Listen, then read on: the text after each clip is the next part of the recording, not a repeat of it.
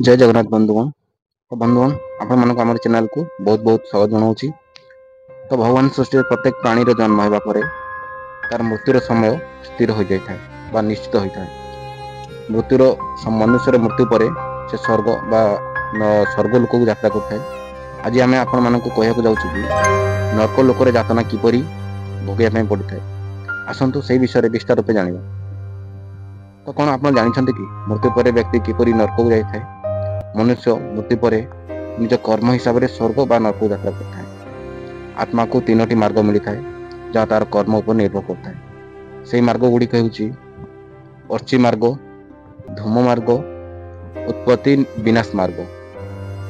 कही रखुचु कि अर्ची मार्ग देवलोक और ब्रह्मलोक यात्रा अटे। ध्रुम मार्ग होउची जीवात्मा और पितृलोक यात्रा करिथां। उत्पत्ति विनाश मार्ग नरक लोक यात्रा अटे। तो आपण सूचना निमते कही रखुचु कि ज्ञानी, आस्तिक, नास्तिक और बुद्धिमान व्यक्ति को मध्य नरक भोग को पड़ी था। व्यक्ति निजे सत्मार्ग रहिले देवता माने सामने बड़ हो जाए। पापी, क्रोधी, अहंकारी, अन्यर अनिष्ट चिंता करुवा लोके नरक यात्रा करते। पापी आत्मा बा पाप करी दरिद्र हो जाए। तेणु पापी आत्मा को अनेक जातना दे आत्मा को शुद्ध कर।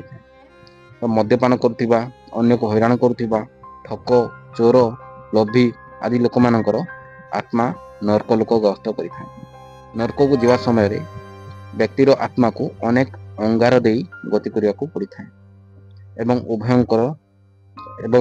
भयंकर कुकुर तांको देह को चुबी चुबी खाई थांती। या सहित आत्मा को शुद्ध करने तेल कढ़ई पका जाए। नरक गोटे नदी रे अनेक जोक, कुंभीर आदि रही। आत्मा को यही स्थान रे छाड़ी दि जाए एवं से भोक शोषे ईश्वर को गुहारि करिଥାଏ।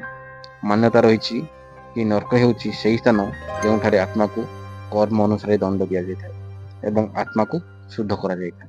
तो दर्शक बंधु, आपण मानक जदि वीडियो भल लगी लाइक करंतु, मतामत कमेंट जरिए दिंतु। जदि आप चैनल नुआ तो निहाती भाव सब्सक्राइब कर दिंतु। पुणी देखा